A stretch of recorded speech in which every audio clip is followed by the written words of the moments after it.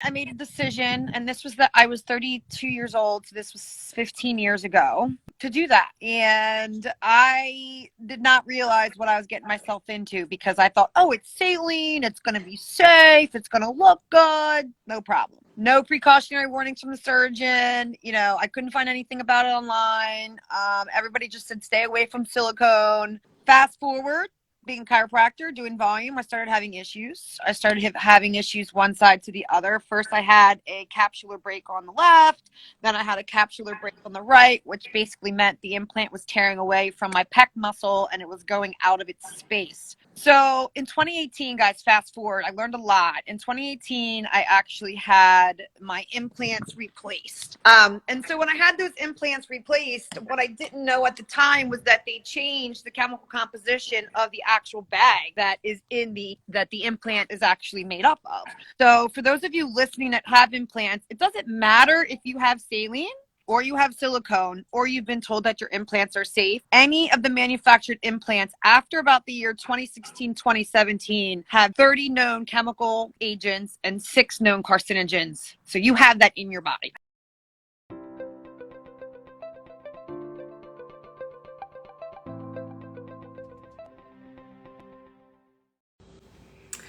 Hi guys, Dr. Rimka. I'm going to have a friend come on.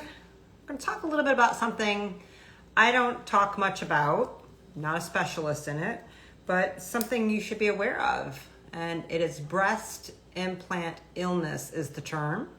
It is not acknowledged as a real thing by Western Rockefeller medicine, but you're going to start seeing more and more women making the choice to undergo what is called explant surgery, which is take out the implants that they had put in before.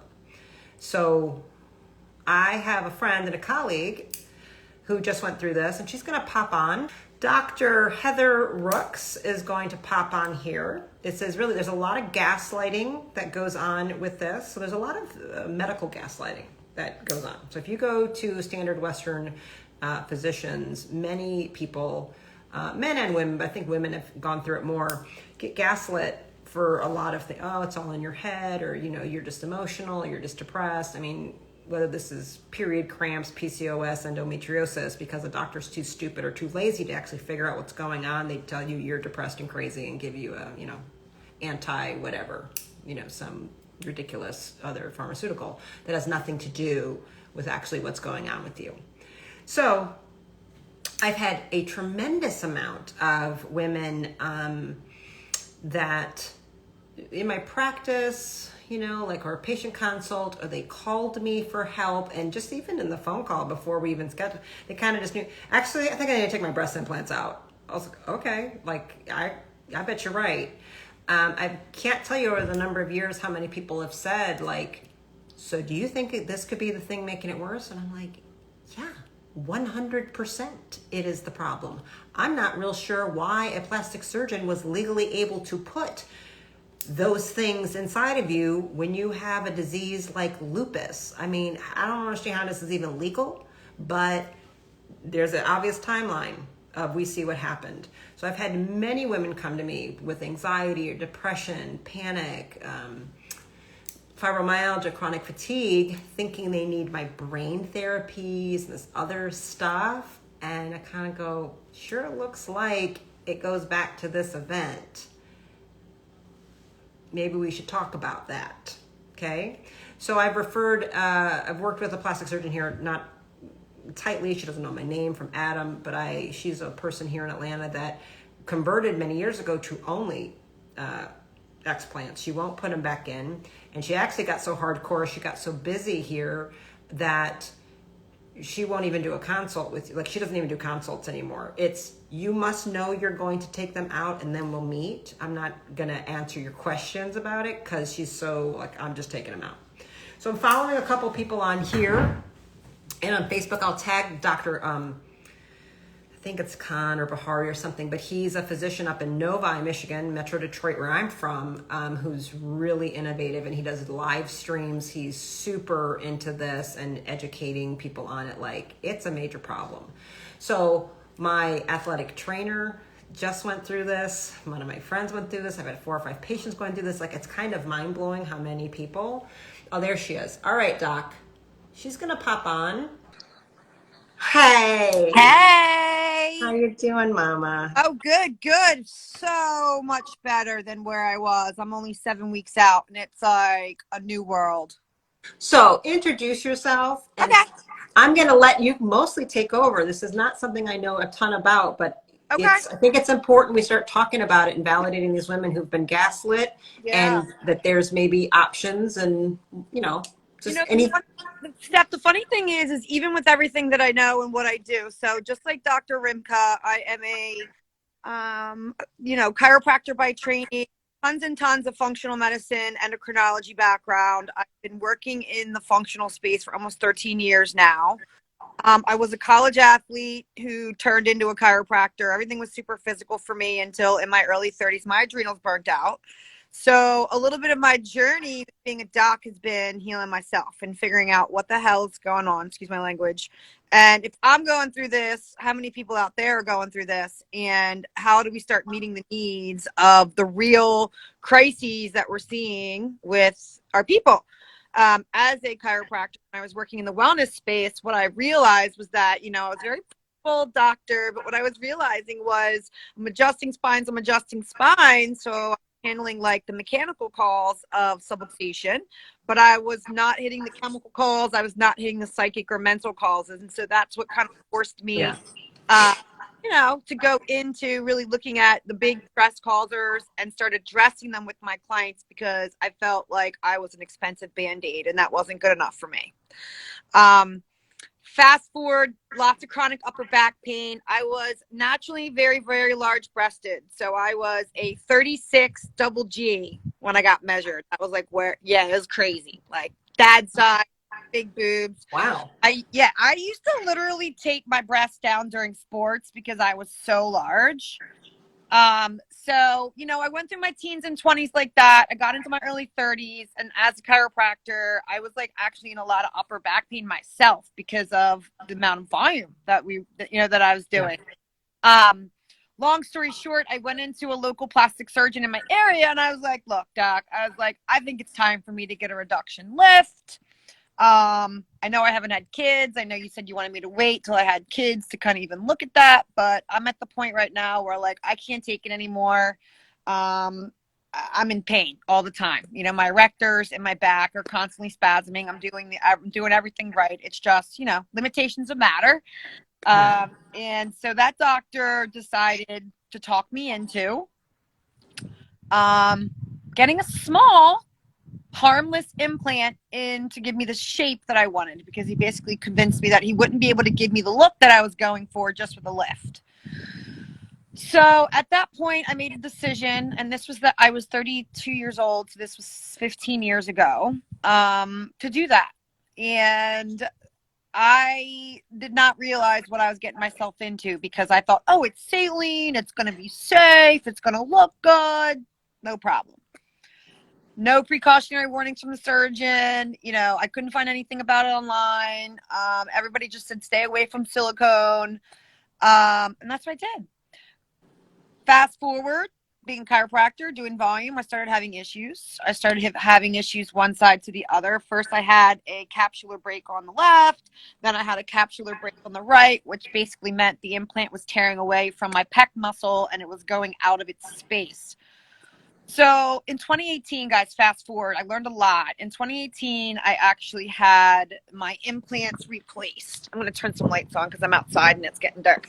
And so when I had those implants replaced, what I didn't know at the time was that they changed the chemical composition of the actual bag that the implant is actually made up of. So for those of you listening that have implants, it doesn't matter if you have saline or you have silicone, or you've been told that your implants are safe.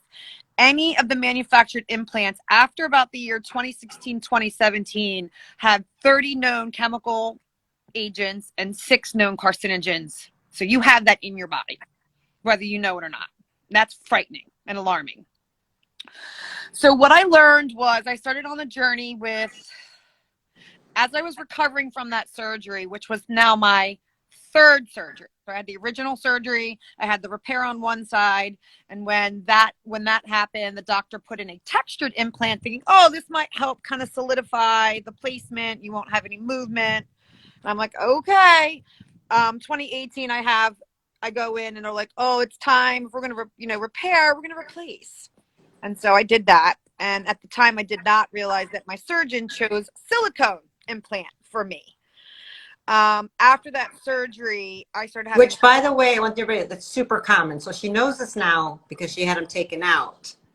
So Correct. she didn't know this whole time what she had inside of her. She got something different than what she requested, which Correct. is super common. Super common. I'm learning nowadays, you go into your surgeon, you tell them what you want, and then they sometimes do what they think you need because they don't want you coming back saying they're not big enough, they're not round enough, they're not this, they're not that. So not only did I get silicone implants, I also got way more implant than I was expecting. I had I think 330s, and he'd said, well, we need to go a little bigger because you had a baby, it's stretched out, da da da. And I was like, no, we're not going bigger. Like, I came in here with 36 double G's. Like, I don't need to go bigger. Let's just keep them high and tight. Let's just so I found out that I had way more of an implant than I expected, and I had a different material than I was expecting. So I just found that out upon removal. In 2018, just to give you the quick kind of the overview so we can banter a little bit. When I had the implants replaced, my recovery was different. I was having weird little bubbles pop up on my breast tissue. My body was rejecting the incisions. Or the actual sutures. My body was rejecting the sutures. It was like pushing it out through my skin. I was like taking tweezers and pulling these incisions out. Wow. There was a lot that started to happen that I didn't connect the dots, obviously, until actually late 19 into early 20. And eczema on my skin. I started having skin issues on my scalp. I started having food sensitivities with my gut. I didn't tolerate a lot of plant proteins anymore. I was having tons and tons of thyroid dysregulation. I had already had adrenal problems, so things were kind of escalating. I had ongoing Epstein-Barr viral titer issues, regardless of what I was doing. But it was late 2019 when I got very frightened because I started having neuro stuff. I started having neurological symptoms, and that was very alarming for me as a doctor who's neurologically based. I was like, this is not okay. My vision went downhill big time. I had a lot of visual disturbance, a lot of loss of short-range vision, but I also had blurriness and dizziness and vertigo and weird headache. And I started having menstrual headaches, and I started having bouts of vertigo that had me bedbound, which I had never had in my life, ever. That's when I got nervous. That's when I got really, really nervous, and I started what is going on? Is it 5G? Because I was living in a place where 5G, right? Was it power? Right. It's hard to figure out. I mean, old path. I was in the Epstein-Barr path. I was doing different types of detoxes to see if I could up-level my cellular detox routines. I had changed my workout routines. And one of the unrelenting symptoms that I don't like to emphasize, because a lot of women will, is just weight.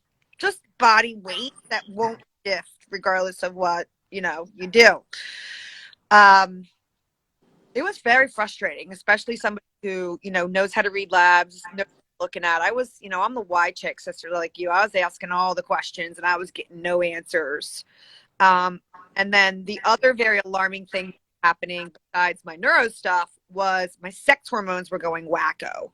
And I consulted with a practitioner who, she's awesome. She's a DC, a naturopath, and she's getting because she's crazy like that.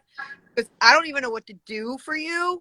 She put me on low dose naltrexone. Maybe this will help, right? I was willing to try anything, but I was having escalated numbers, PCOS type.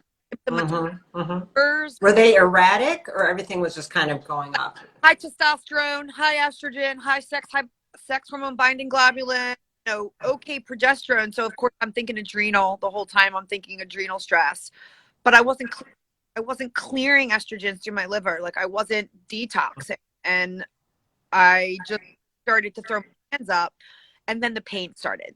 So then I started having topical pain to my breast, tender to the touch, episternal pain on the right side.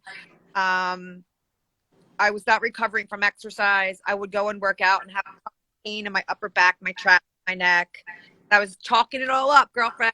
Age, I'm in my mid 40s, stress, Yeah. And right? you probably were trying to dial in the supplements and dial in the diet, doing the typical things like let me, do what I think. At this point, were you ever thinking it's the implants, or were you still in denial and don't want this to be true?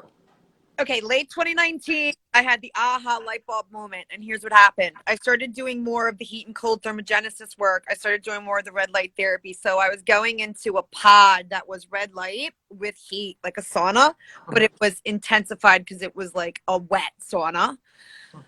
I went in there, and the light heat made my chest actually on fire. And that was when I had the light bulb moment. I had to pop the pod open, and I had to jump out because I was like, oh my God, why is this burning so bad? Wow. I had to put like ice packs on my chest internally to calm it down. And I said to myself, holy shit, I just poisoned myself from the inside. Like I literally just released toxins inside my body. And that's when it all started to click for me, because the week after that was hellacious with my brain. I mean, it was unbelievable. The brain fog hit me, and I was like, oh, great. I just released into my blood Right. supply, and now things are crossing. So So that, explain that to them a little bit so they understand. Like this is a thing I've been conscious of it for a long time. Like I do a lot of detoxification, chelation protocols. I'm like, but if you have implants or something, I can't do it the same, right? So explain what you did to yourself. yeah. So basically what I did was with the heat therapy, I actually released some of the toxic burden from the actual implant bag itself. And what Yeah. heat activated chemicals and the metals. And then it hit my blood supply. And when it hit my blood supply, your blood goes everywhere. So I started crossing the blood-brain barrier. So the pain and the burning was the first sign that I basically poked the dragon. Yeah. Right? I like poked the dragon. And So then sorry. what happens is that the blood that's circulating through your body will start to deposit these toxins into areas, particularly nervous system, which is Right. really common, especially with metals and, things like that are toxins. So what I want you to imagine is that I had a chronic toxic load or burden inside my body. So no matter what my system was doing, it couldn't turn over because the load was heat. Right. And if you did something to direct your body to go deeper, which it did, it just started leaching it out of the actual implants and then liberating. So this is one of these reasons with people with detox or weight loss, I say be really careful, because your fat is storing poisons for you. This is sort of sequestering and slowly leaching, and then you just did it like a Totally. dam release, and it was too much burden too fast. Okay. I Which want is them to hear that. my location because I'm in the dark. So Okay. as that happened, what I actually encountered and what I started to realize was, okay, no wonder I can't lose body fat because I have all this toxic burden in my body, right? So even if I had a fat cell that was there, I couldn't get the toxin load out. So my body wouldn't open it for the fat to be burned. So it all clicked that night. Right. And the fat has to catch those poisons as they're releasing. The fat does not. The fat is protecting you, you guys. That's Correct. where it's sequestering. It's trying to keep it from your brain and your heart. It's gonna, and then your liver. It's gonna go out. It has to protect your organs. So just understand that why sometimes we go to, well, maybe it's a toxic issue and we test heavy metals or whatever else, or say, well, maybe we should talk about the breast implants or things like that. Yeah. Yeah. Okay. And at this point, I knew what was going on. So it was late 2019. That happened in the winter. So that was, I think, November or December, because that's when I start upping my sauna and my light because I live in the Northeast. Yeah. That happened. And I said, that may have been a fluke. I tried it again, and boom. And as soon as it started, I was like, I'm done. I can't do this anymore. I started researching, found a couple of very popular pages online that support breast implant illness for patients. I start reading, I start listening to people testimonies. just like everybody else, I go to YouTube. I went online because it was like, this is not, recognized, documented in the medical space, so to speak. So I just started listening to anecdotal evidence from women like me. And I started to realize, like, OMG, I did a little quiz on myself. I had 34 out of the 51 known symptoms. And I immediately got online, started talking to women. Who's the best surgeon? Who's the person? I started getting this couple of big names, and I started calling. And I had a date. I had a date in March, actually 2 years ago. Right now, our whole life changed. Right? It was like this week that everything changed. And I was supposed to go to Florida for my birthday, which is in a couple weeks. And I kind of planned my trip to see the surgeon, kind of have some fun, like do the whole thing, and it all got shut down. So I was then thwarted, and I just had my surgery 7 weeks ago. So March of 20 was supposed to be the consult for June surgery, and I did not have my surgery until January of 22.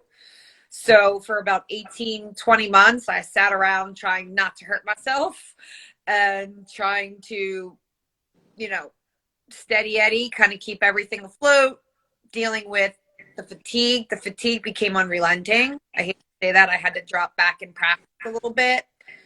My son, who's now 9, would be like, Mom, it's 6 o'clock and you're like laying on the floor. I'm like, I'm on the biomat, son. Like, I'm just trying to, Yeah. Let's back up there, Heather, here a little bit, because what you just said, 34 of 40, so what was the number? 34 out of like the 51 or 52 Okay. symptoms. So that's a lot of symptoms, you guys. I want to point out, she was still working. She's still a doctor. She still owns a practice. She's still a mother. She's still like driving to school. Then we had the whole COVID, and the kid is home and homeschooling and trying to figure it out and doing the best you can. And so she just had to do the best she can. Everybody. So there are women. I've been in some of these groups now too. I do not have breast implants, but that doesn't matter. I need to learn and understand what people are going through and be able to identify it, understand it more, and try to catch something if no other doctor is going to acknowledge it. And it is unreal. Some of those women, I mean, they are bed bound, and it's horrifying. So she was pushing herself and pushing herself, but at least with the knowledge, still did have to cut back the hours, still did have to make some hard choices, I'm sure, at times, because it's stressful. I went through mold, and when you got to like stop working and not make money, I mean, you're like, what am I going to do, and all that. And so just if you're going through this, ladies, or you like, please know you aren't alone, and this is very real. And even if I don't care if you've been to 3-4 doctors and they say it's not true, it couldn't happen, blah, blah, blah. Probably going back to your original plastic surgeon is a really bad idea. Yeah, because of course they're never going to acknowledge what they did might be that, and it's how they make all their money. They don't want to know that it's making people sick, because that changes their whole career. Like, what are they going to do? So, yeah, I just want to say something with all the emphasis in the world, that I just need you to know, if you're listening and if this makes sense to you, even if you don't want to believe it. Yeah.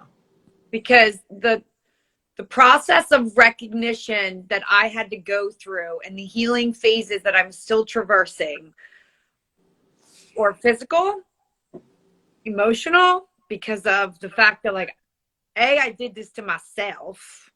Right? There's a lot of that. What's my body going to look like after? I'm a single woman, like, in the field, like, how is it going to affect how I feel about myself subconsciously? And like, I'm a like very spiritual, tapped in chick, but I'm still a woman first. So, there were a lot of physical concerns around aesthetics. There was a lot of concern around, what am I going to look like? Am I going to have feeling? Am I look in the mirror and feel mutilated? Like, what is going to happen? And I want ladies to first know that, one, breast implant illness is probably never going to be identified as an FDA approved or a recognized condition, because it is a phenomenon of symptomatology of your body saying, what is this foreign toxic thing that's in your body. And it could be a mechanical problem that you have because your capsules contract and become calcific. You can have all the biochemical changes. And I think with women, as we go through our change of life and we get into our late 30s and early 40s, and then our hormones start shifting, it changes the internal environment. You have a whole nother level of symptomatology and immune activation. And I need you guys to know that the heal is real. I'm only 7 weeks out, and I feel better than I have felt probably in 10 to 12 years. Not even kidding. I had been detox because Heather, I've heard this so much. I mean, I've had patients go through this, and it's like within some people, it's been the days. It's like like they wake up like, and I recognize that I had toxemia pregnant. Like, so I was a horribly sick pregnancy where I was creating, you know, a reaction to my own son. And I was very sick. It literally was like a wash over me as he was cut out of me. Right. As that all happened and my body, it was like, and I felt I didn't have poison in me anymore. It was the weirdest feeling on earth. I can never describe it. It's like a weight, like a cloud is just slowly kind of lifted. I've heard women say this. These are patients of mine. I know them personally, and they're like, I can't describe. And then they go, I can't believe that was me for 30 years. Oh. Like, I'm finally myself again. Yeah. And they feel it. You know, they've been diagnosed at this point, fibromyalgia, chronic fatigue, you know, all these kinds of labels get put on because you know, there is no breast implant illness diagnosis to check off. Hey, ladies, if you're listening, if you have chronic fatigue syndrome and you have fibromyalgia, those are medical diagnoses that are all signs of toxic buildup in your tissues. Okay, it's a toxic problem. Yeah. And so I'm still in a healing journey. I'm back in the full swing. The doctor is surprised how quickly I'm able to do that, but because I think of what I do and and how I eat. She eats real well. Are you still, you know, she's basically carnivore, maybe a little carnivore keto. So she's, you know, if any of you guys out there looking and you want a doctor, here's another one that understands low carb, carnivore, thinks a lot like I do. We do a lot of the same things. We are actual friends. Are you taking the peptides yet? Are you taking So here's what I did. So what I'm doing is I'm at week 7. So I wanted to kind of see what my body could do on its own, right? I wanted a little bit and just give it I'm like that. I know we experiment on ourselves so much, you guys. It's so stupid what doctors will do. You should be really careful of us because I'm like, well, I did this. You don't want to do what I did. I know. It's like we're like chefs in the kitchen trying to make Jet Cruz does so much of that crazy stuff. I'm like, what did he do now?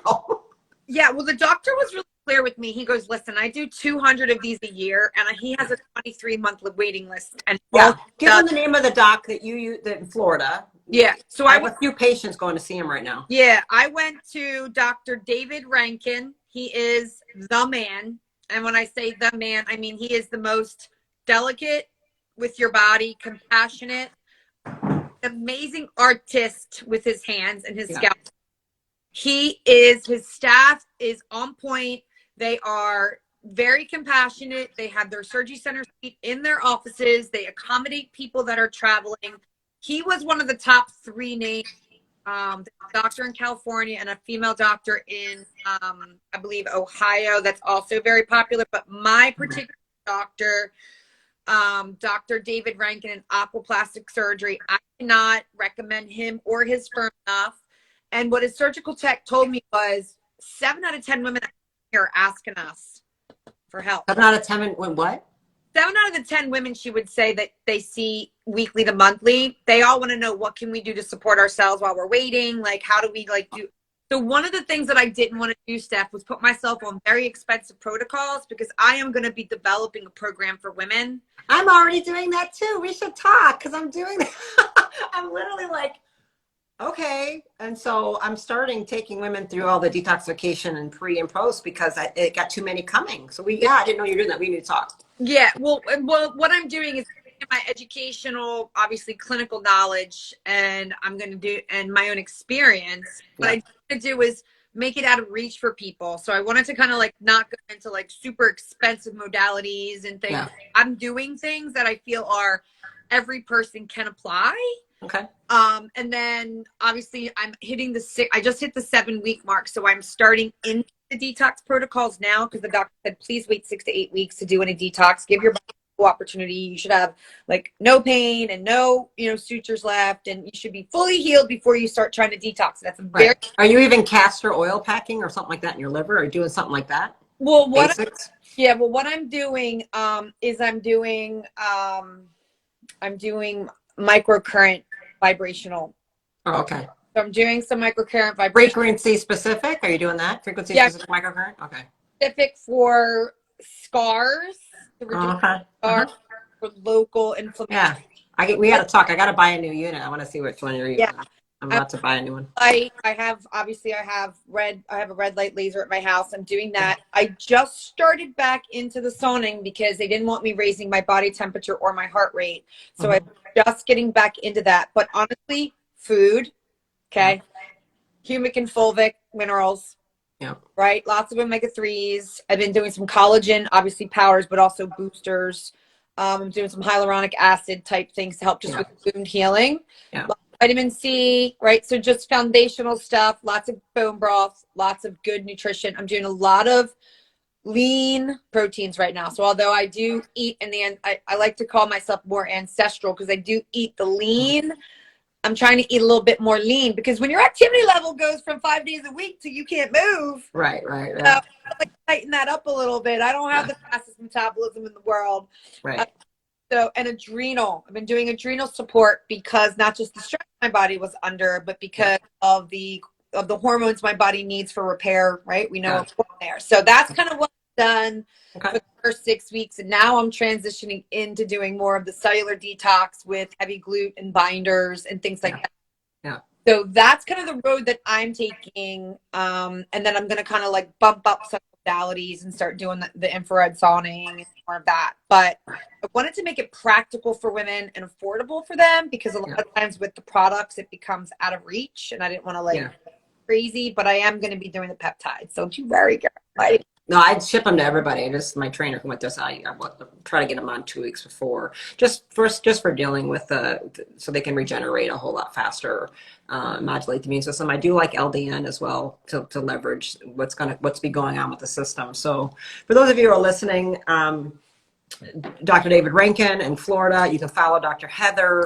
You know, watch her journey, go through some of her feed. She's not super public with it. She's not on Instagram as much as I am, but you can check it out. She is virtual. So if you're interested in this, she can take you on if you're in California or anything else, help you out, get yourself metabolically a little bit stable, or maybe, coach them, become a patient, a client. She can't just be all up in her DMs now. When people, I'm just saying you can, but I mean, don't expect a consult for free. I'm just saying.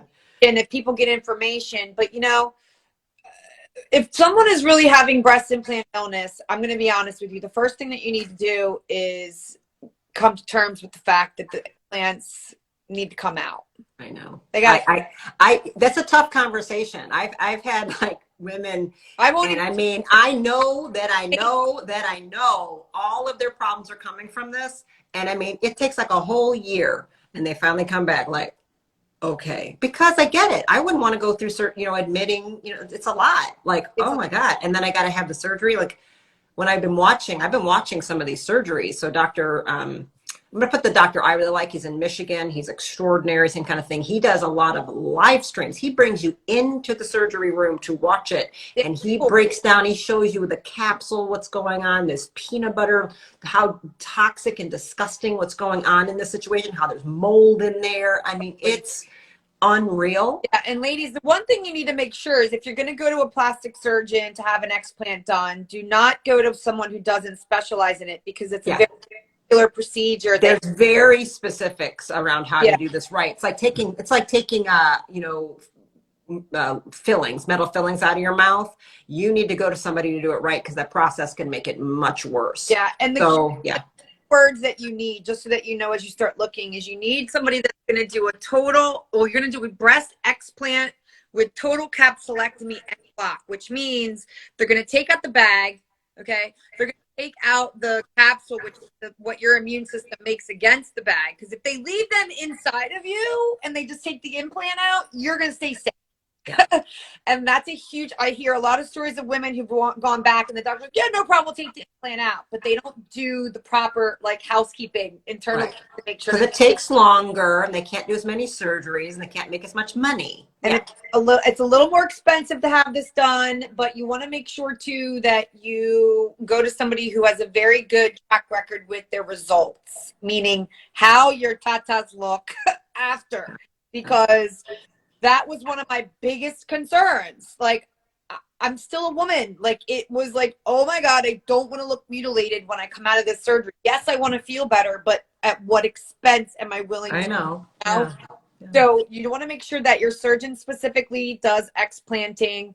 This particular surgeon and a lot of the ones that are specializing in this, they don't even do implants anymore because morally they can't look No. at themselves in the No, they don't. mirror. Most of them don't do it. If they're doing explants full time, none of them put them in. They're Yeah. they're very opposed to it, and they're very much like, I'm sorry, I used to do this. You know, like Yep. yeah. Totally. And the other point that I'm trying to raise awareness with women is obviously we need to all learn to like love and embrace our bodies. There's nothing wrong with wanting to improve what God gave you, what you're working with, but there are safer techniques that are out there now. So I want to try to raise the awareness with all these young girls who are watching Instagram influencers and thinking they need fake this and fake that and all this stuff. And it's Yeah. like, look, you can now do something called a fat transfer. You can get a lift. If you need a mommy makeover, if you have your kids, you get a breast lift and get your own fat transferred from, your upper back or your, the side or whatever. And it matches your immune system. They can do that to give you enhancements, but I'm going to beg and implore people to stop doing this to themselves. We have to stop like helping. I'm surprised how many there are. I just actually don't think it, and then I'll see women. I'm like, wow. Cause I'm like, mine are so, I was pregnancy, the breastfeeding, I was a 38H Yeah, girl. with milk. Yeah. Okay. So it's, the shit doesn't retract. Okay. Yeah. So, I don't look like myself. Right. So people say things, I'm like, I wear really good bras. Right. And I'm self-conscious. Like I do think about it, like naked. I just want to look in the mirror like I used to look. Like I don't need to be 16, 17, but damn, my mother's breasts are perkier than mine and she's 76. Like mine are just, it's very distorted, right? And so when I see all these women with these perfect breasts everywhere, all over everything, and it took a friend of mine to go, girl, those are not real. I was like, oh no, I didn't realize they weren't real. Like, you know what I mean? I normalized, I got into the con of comparing myself to all of because it's everywhere. And I'm, and I just was like, oh, right. Now the implants ladies do have a black box warning. I know. That's a big thing. Tell them what that is. I know you got to go. I know you can't stay too long. I'm all right.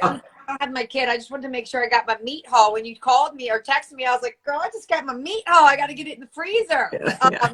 But the black box warning is basically a warning saying, hey, this is carcinogenic and you're taking your own life at your own risk to put these in. They're still available, but hey, just so that you know. Yeah, it's like it's on cigarettes. Like a black box warning is a very dangerous. Short of we won't allow this, but we'll let you do it. But we're telling you it's a really bad idea, and you're killing yourself with it. Right.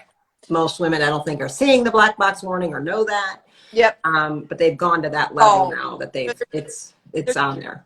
Serious recalls, and that was one of the things that got my eyes open too. Okay, so there's a particular brand of textured implant, which is what they put in when they repaired my left side. And when I found out that particular implant is associated with this new lymphoma called breast implant associated lymphoma, BILL, what I realized was, oh snap, this is dangerous. My grandfather died from lymphoma. That was one of the first things that got my attention. Started reading is that there's now a lymphoma named after breast implants because of the association of the cellular. That's a true diagnostic code. Wow. Yep. I didn't know that. Yep. So that's associated with some of the textured implants out there. Now you have to understand, okay, Dr. Stephanie and I have worked in the medical field on the natural side, okay, but we have seen the evils of allopathic and our medical paradigm. Ladies and gentlemen, FDA does not have your back, okay? They are not going to create this diagnosis because if they recognize it, then they got to pay, number one. And number two, it makes insurance companies on the hook for your health issues when you did a cosmetic procedure, which is out of pocket.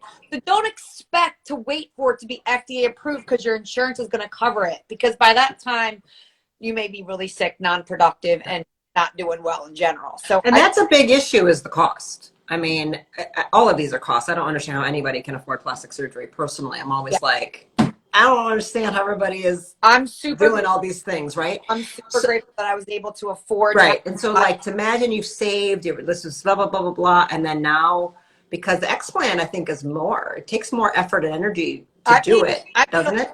I paid $11,000 for my surgery with all the different, you know, because I got the total capsulectomy with the en bloc explant. And what is this en bloc thing you're saying? So what they do is when they go in, they implant, they take the capsule, but they also clean up. They clean up what might be going on in there. And then, they go in there. Like, remember, a lot of women get it under the muscle. So you could have adhesions. You could have things like you could have tears in your muscle tissue. If anything looks very suspicious, the doctor's discretion will send things to the lab to test for pathology. And then on top of that, when I left the surgery, I had them do a nerve block in my upper T-spine. So for the first 12 hours, I wasn't in excruciating pain, which reduced my need for pain meds. I literally only took pain medicine for 2 days. That's it. 2 days. But when they took the implant out of me and they sent me to where I was staying, they said about 7 days you'll have drains. 7 days. Not this swelled up girl. I had drains for 12 days.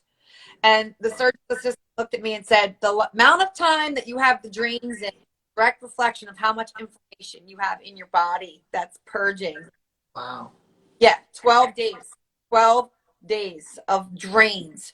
And she said, just imagine your lymphatic system's working overtime to push out microbes and bacteria and get rid of all that serous fluid. It's better out than in, so that it doesn't pool and create infection. And I have to tell you that the last 3 days of those drains, they put me on bed rest. They were like, you're doing too much. You're moving too much. You're creating too much fluid. And I looked at them and I go, oh my God. They go, this is the worst of it. As soon as you get the drains out, you're going to feel like a different person. I was at the gym today. I did legs. I did every exercise that I normally do. Like, I'm back and I'm only 7 weeks out. So any time that I lost, any stutter steps that I had in recovery in the first week where I was starting to wonder, like, all right, is everything going to be okay? Am I going to come back from this? Like, the human body, we know, heals. And when you remove the interferences like toxins, right, like an implant, and you remove the mechanical bag that was pressing on my lungs for, 15 years. Right. First time in my life, all right, I took the biggest, deepest breath, and I was like, this is what it feels like to breathe. Wow. Mechanical, but Steph, I'm very spiritual, and I know you are. This was also a spiritual journey for me. I was actually feeling stuck. That's why I think so many women are doing it. I think there's a huge, I said it like a year or two ago. I'm like, you're going to see more women doing this. Like it's fascinating, the shift in the planet and the awakening process people are going with, and that they're connecting to the divine selves more and being more internally driven and not needing the authority to be governing. It's like, wait a minute. And then women are just like waking up practically. I've heard of women, they've been patients, they're like, you know what? I just woke up and it's like it comes to them divinely. That was it. It's got to go. And they hadn't even been debating like you. It's fascinating. Women are just saying, I'm enough. I don't want it in me any longer. It's really interesting. Down vibrationally, it's almost as if ascension process and all the shifts that are happening energetically on the earth. Like my body's DNA was waking up and my energy centers were waking up, and I had this density on my body. Yeah. Oh, I can't move. Right. Heart chakra, just like, yeah. No, it's fascinating. And it is like the spiritual cleansing and all these things that you're going to be going through in only 7 weeks out. Are you writing down? Are you writing? Are you journaling? Yeah. Okay. When I sit and watch the sunrise, I'm documenting how grateful I am, the changes in life, the changes in my body. Are you thinking about publishing doing anything with it? You know what? I need to do what I need to do. I actually feel like this is part of my soul's calling. So I really feel like part of this journey, obviously, the healer's journey. as hard as I was on myself about doing it to myself, I also know that there's an opportunity to help so many other people transition into, you know, the 5D, to get really real with you and to really wake people, shake them awake if we have to, as much as we can, to recognize that this is a physical shift, a vibrational shift. But I am just overwhelmed with gratitude that I got that toxic burden out of my body, and that I actually feel like my journey on this planet, I can actually move to the next level. So I will be sharing a whole lot more. I wanted to have my program ready to go so that as people start, asking questions, I mean, I'm taking. Oh, don't wait. Just get them on your email list, just get them ready, get them on the wait list, because you're going to still be teaching. Because by waiting, you might stop another one and stop another one. Get them on your email list. Heather, I would encourage you to do that. I would love seeing you on Instagram more. I would love seeing you do more lives. I would love seeing you interview other women, right? Like that have gone through this, because you guys can have very different conversations. We're getting close to launching a bunch of programs and things where I'm going to be freed up from being not in front of the computer so every day with consults with clients. So we're working on it's tiring, man. People don't understand. It's lovely. I'm grateful to do it, but it's a drain. It's tiring, Well, and to be honest with you, Steph, this has been on my radar for 2 years doing this. Right. You had to be held. You've been in like the pattern above there, but you couldn't land. Like, that's a long time. Yeah, I said you knew what you wanted and you couldn't get it done. That's what I said to my staff. So I came out of surgery at week 4, like, let's go. We're going to do all this stuff. And they're looking at me like, we were just like on idle and now we're on like 4-wheel drive. And I'm like, because I'm back. Like, I'm actually do it. I have the mental fortitude. I have the desire, the motivation. I'm not dragging my ass through mud every day. Like, you have to literally dragging my butt through mud every day. That's what it felt like. For 2 years, I know for sure, for 2 years. And 2019 is when it all started to like really just explode. So I'm going to be doing a lot more of me with this kind of content online, information, getting the awareness out, begging young girls not to do this. Because as much as we want to help the women that have done it, we need to also shake the youth awake who are doing all this because they want to fit a model and say, you're going to destroy your health. Like, you don't even realize you're setting your, like, that's, and just like when you work with your autistic kids and you recognize the damage once they're damaged, you want to do everything you can to help them. But how many kids can you help by avoiding? Right. You know, I know. I trust me, I've been that way now. I got a little lazy, Heather, because I think people think like us, and I forget, like, oh no, like, I think I need to start talking about this a whole lot more because these parents just don't know. Yeah. And we're so inundated with it. So I just had that realization. I just started 3 new autistic kids this week, and they're all 12, or this last 2 weeks. They're 12. I needed them. I've only got 2 years now. I go, we're about to run out of time. At 14, it's over. I can't do anything else. I mean, I can't stop it. I can't heal it. It is what it is at that point. I'm like, it would have been better to get the mother before she got pregnant, and I could have taught her everything then, and then we could have avoided a whole lot of problems. But at least when the kid was 2 or 3 or 4, I could have done in a month what it's going to take me a year to do now. The environment in which we live is not just what we put in our body with food and water. It is what we surround ourselves with. And when you put a durable medical device inside of your body that has 6 known carcinogens, your body's going to do everything it can to fight it. Right. It's doing what it's supposed to do. The illness part is the body's intelligence to try and save your life from something that's killing you, right? And so here's the scary part, as you know, is a lot of women will get their implants out and feel much better. But there's a very strong part of the population too that get the implants out and they need to do heavy metal detox, and they need to do it prolonged. And it needs to be done specifically. And so that's what I'm going to dip my toe into with cellular and then brain detox. That's what a lot of these women are having, the neuro stuff. So I want to make sure that I do it myself and I have the experiential aspect of it so that as I'm coaching people through this, it's talking as a clinician. It's me talking. I certainly, you can talk if you ever want off. This is all I've been doing for 20 years. So that's what I've been doing with patients forever. So I just didn't ever think about it in terms of breast implant illness, but I've had so many, and because the surgeon here I refer to, she has a whole detox like she does all of that. She's like, if we're doing it, we're doing the whole thing right. And you're doing the whole thing with me, because she goes very far into that.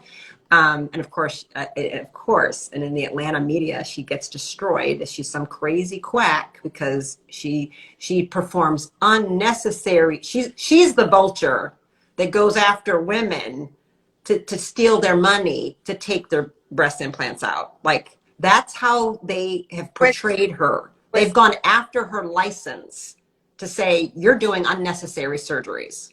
Believe that? Can you believe that? You know, the old allopathic boys club is you never say something wrong about another doctor. Like, if you're a surgeon, you don't say something bad about another surgeon, even if you know that what they're doing is wrong, because that's your inner circle. Right.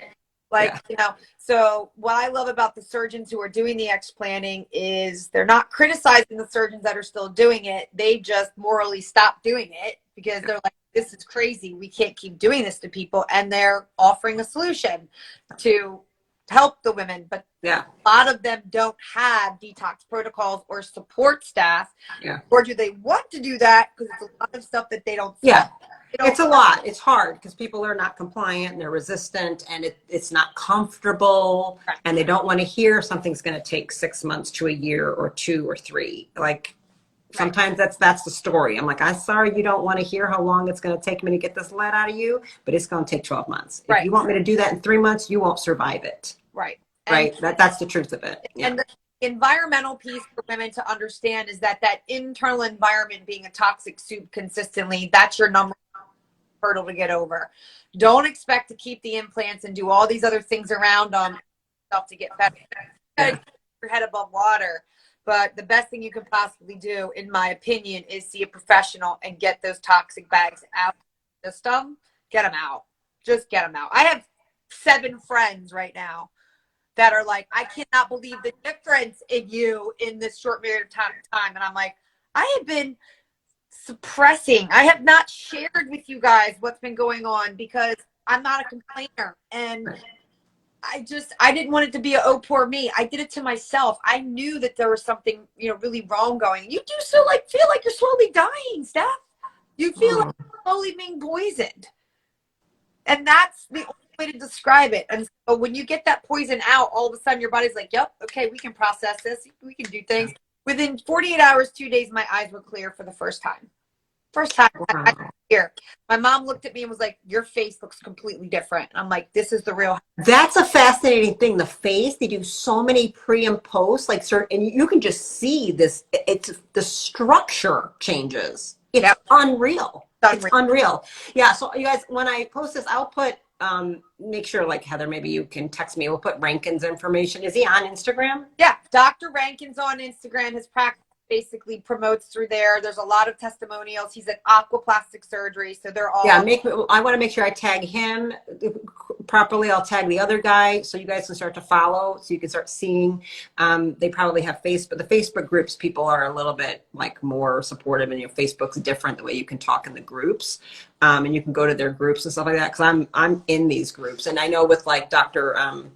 I think his name is Khan. It's some Indian name or something like that, or Bahani, or I don't know, but I'll find it. You have to be a woman to be in it. Like, you can't even, like, the husbands, you're not, and whatever, you're not, you have to be, it's a safe space and a story. And I'm just a voyeur. I don't comment. I don't do anything. I just study. I'm a witness to, and I'm inspired. And there are people in these groups who are wondering and curious, like, maybe I need it. And then women are recovering, and it's so supportive of each other and answering questions. And you need that. This is a very big decision, and you need, you didn't come to it quickly. No. So what I did is I just tagged Dr. Rankin Aqua and my own self in the comments so people could know if you could find the because what I hate about these is that after we get off, all that's gone.